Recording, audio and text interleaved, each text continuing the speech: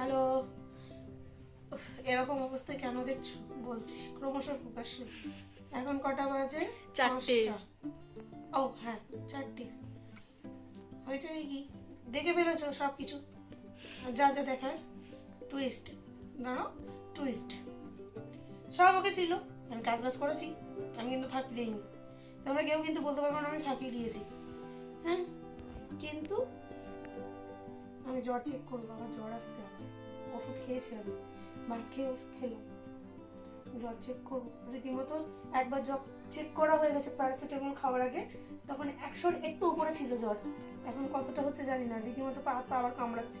এখনো কাঁপ দেয়নি, বাট পা হাত পা কামড়াচ্ছে, জানি না কত অবস্থায় আমি থাকবো। তো আমি চেক করে তোমাদেরকে বলছি কত জ্বর। একদম বলছি না, আমি প্রমাণ দেখিয়ে দেবো, ক্যামেরায় তোমরা দেখতে পাবে থার্মোমিটারে এক্স্যাক্ট প্রমাণটা। আর এই যে মেয়েও মাকে ছাড়া থাকবে না, এখানেই থাকবে, বিছানায় একদমই না। ফ্যান্টাস্টিক। চলো একটু দাঁড়াও, অপেক্ষা করো, দেখাচ্ছি প্রমাণ কত জ্বর আছে। নাহলে তো বলবে যে মিথ্যে কথা বলছি, ঢং করছি, অনেক কিছু বলবে, অনেকেই আছে অনেক কিছু বলার। তো প্রমাণ দিয়ে কথা বলবো, আমি বিনা কারণে কথা বলি না। তো দাঁড়াও, ওয়েট করো। তো 2 মিনিট হয়ে গেছে, এবার তোমাদেরকে প্রমাণ দেখাই। প্রথমে আগে আমি নিজে দেখে নিই। এই মা, আর এ মাথাটাকেও নিয়ে রেখেছি, আমি বের করতে। আরে দাঁড়া, মা জ্বর চেক করছে তো। হাই রে, আমি তো কানা, আমি দেখতে পাইনি।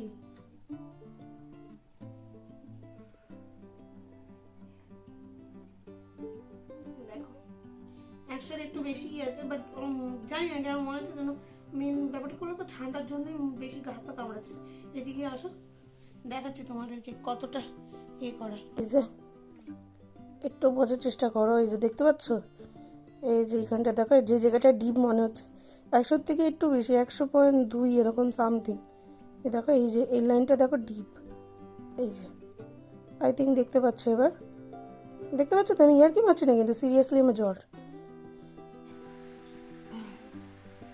হ্যালো এভরিওয়ান, ক্যামেরাটা নিয়ে জাস্ট অন হলাম এটাই বলার জন্য আমি ব্লগটা এখানে এন্ড করে দিচ্ছি, কারণ আমার পক্ষে আর সম্ভব নয় ব্লগ এগোনো। অ্যাকচুয়ালি ব্লগটা বানাতে গেছিলাম কি, আর ব্লগটা হলো কি তোমরা নিজেরাই প্রথম থেকে দেখলে তো বুঝলাম। মানে বানাতে গেলাম 1.5 মাসের ফার্স্ট ভ্যাকসিনে ও কেমন থাকছে, ব্লগটা হয়ে গেল আমি কেমন থাকছি।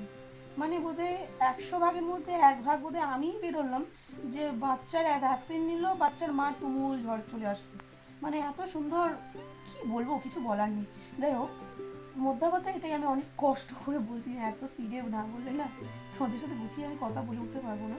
যাই হোক, আমি ডেট দিয়ে তোমাদেরকে বলছি, আজ ডিসেম্বরের 15 তারিখ রবিবার।